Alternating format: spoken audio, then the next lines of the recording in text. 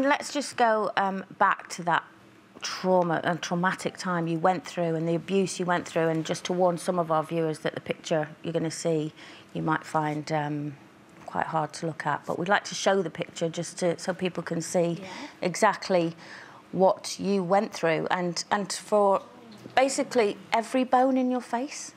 Practically, yeah, more or less. Yeah, and it was still a time though that even then, when that had happened, you still didn't really want to prosecute at the time, did you? No, I didn't. I think I didn't really understand what had happened. I mean, a lot of it is just a blur to me. I can't remember much, and you know.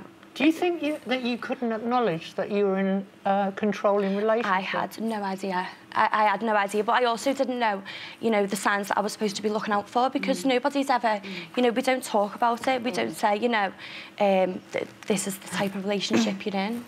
We've often had people on the show, haven't we, that have been victims of domestic violence, and you hear the same thing again, that there's a lot that goes on before you're hit to get you into the place to accept it. It's sort of like grooming, isn't it? Yeah, and you very much felt that when you looked over texts and things from the past. You could see that actually you were in a very controlling relationship, because that was the very first time that it hit you, right? Yeah, it was, yeah. And I was shocked. I was shocked when I went for the counselling, and, you know, I was explaining our relationship, and she was saying, you know, you don't understand that this is a controlling relationship, and I was like, no, it's really not. Like, it was a normal relationship. And what sort of things, just in case anybody's watching and it might chime with them and they might not realise that they're in controlling, what sort of things?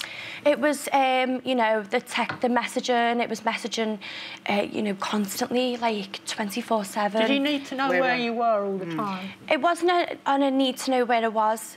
I think it was, but it was more, you know, our relationship was different, and he manipulated me into thinking that I really needed him when I didn't. And you didn't need your friends and as I didn't need my friends. Yeah. I wasn't speaking to my parents. Like, a lot of my friends didn't even know that I was in this relationship, and just shut myself off, really. When you woke up in hospital bed with so much pain, it must have been so painful. Well, I actually don't remember feeling any pain, and I think that's what is...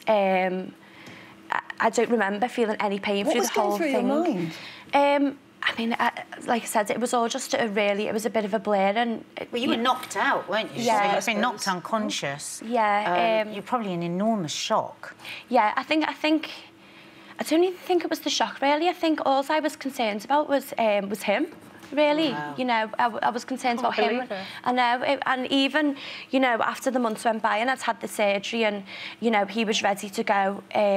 He was due to go for court, and right up until the day before, I was saying to my mum, you know, I'm not pressing charges against him, and she was like, you are pressing charges against him. So thank God. And luckily, because then he did get convicted and he went to prison. He did, yeah.